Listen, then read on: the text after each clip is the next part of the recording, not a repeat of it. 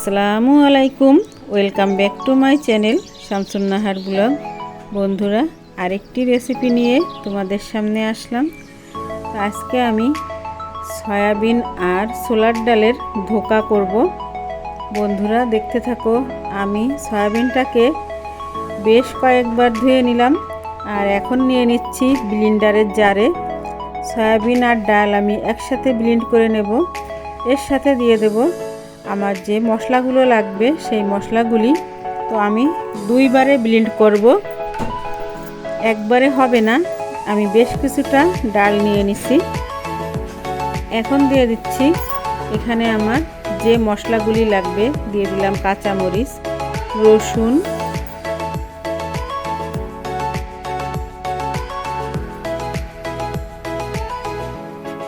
লবণ দিয়ে দিলাম, জিরার গুঁড়ো, ধনিয়ার গুঁড়ো, আর দিয়ে দিলাম বেশ কয়েকটা গোলমরিচ, দিয়ে দিচ্ছি পেঁয়াজ। এখন এটাকে আমি ব্লেন্ড করে নিয়ে আসব।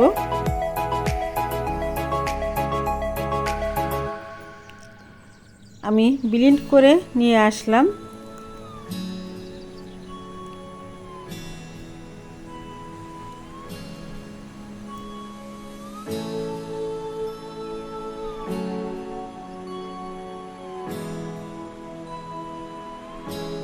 রয়ে গেছে সেগুলো আমি ব্লেন্ড করে নিয়ে আসব। আমি সম্পূর্ণ ব্লেন্ড করে আনলাম। এখন এর ভিতরে দিয়ে দেব শুকনা মরিচের গুঁড়া, আদার গুঁড়া, হলুদ, এগুলো দিয়ে এখন আমি সুন্দর করে মেখে নেব।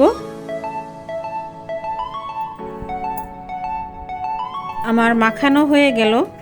এখন আমি চুলায় একটি প্যান দিয়ে দেব, তাতে দিয়ে দেব তেল। তেলটাকে একটু ব্রাশ করে নিয়ে তারপরে আমি অর্ধেকটা মিশ্রণ এতে দিয়ে দেব। দিয়ে দুই পিঠ ভালো করে ভেজে নেব। তারপরে পিস করে কেটে নেব।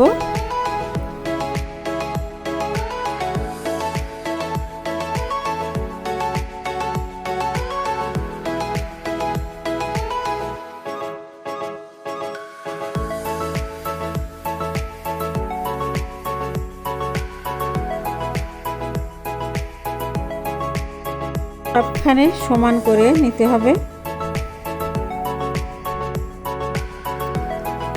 তারপর দিয়ে দেব ঢাকা, যাতে করে সিদ্ধ হয়ে যায়।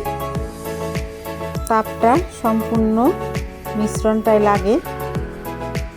এখন আমি নিচ থেকে একটু আলগা করে দেব। দিয়ে তারপরে একটি প্লেট দিয়ে আমি উল্টে নেব।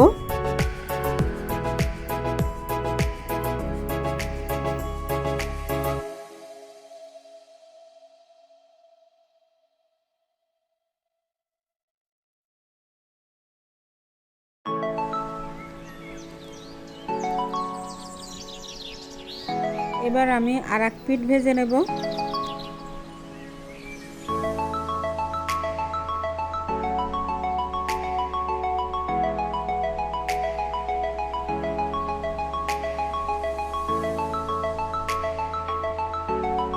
একটা ধোকা ভাজা হয়ে গেছে, বাকি যেটুকু আছে ওটুকু আমি এখন ভেজে নেব। এটা তুলে নেব, বাকিটা দিয়ে দিলাম। আমার দুটো ঢোকাই হয়ে গেল, তারপর কেটে নিছি। এখন আবারও আমি কড়াই দিয়ে দিলাম। কড়াইতে তেল দিয়ে দেব। তারপর শুকনো মশলা দিয়ে দিলাম, তেজপাতা, লবঙ্গ, এলাচ। তারপর দিয়ে দিলাম ব্লেন্ড করা পেঁয়াজ। এটাতেও মশলা দিয়ে দেব। দিয়ে দিলাম আদা বাটা, শুকনো মরিচের গুঁড়া, জিরা বাটা, ধনিয়া গুঁড়া। দিয়ে মশলাটাকে আমি কষিয়ে নেব। দিয়ে দেব পরিমাণ মতো হলুদ, লবণ।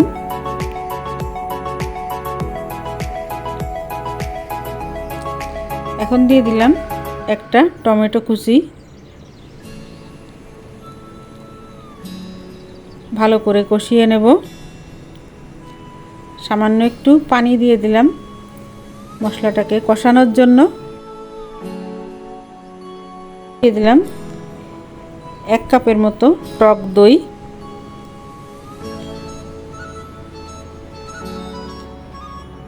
এখন সুন্দর করে কষিয়ে নেব।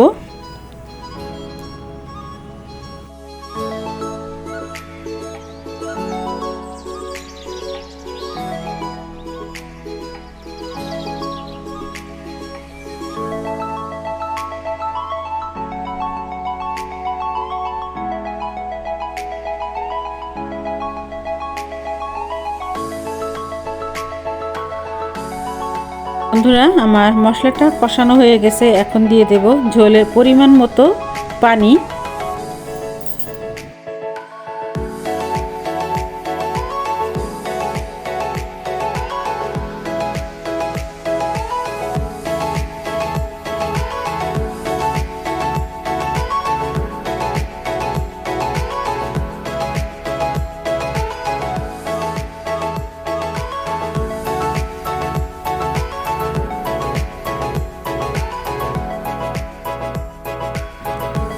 পানিটা ফুটে উঠলে আমি ধোকাগুলি দিয়ে দেব। ঝোলের পানিটা ফুটে উঠছে, এখন আমি ধোকাগুলি দিয়ে দেব।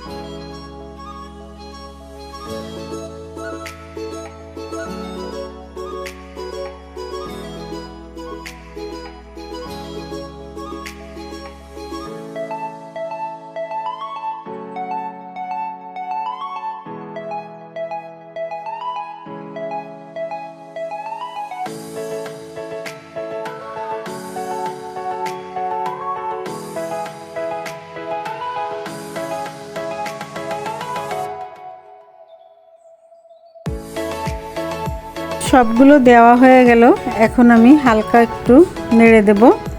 খুব বেশি জোরে নাড়াচাড়া করা যাবে না, তাহলে ভেঙে যেতে পারে। এখন পরিমাণ মতো ঝোল রেখে তারপর নামিয়ে নেব।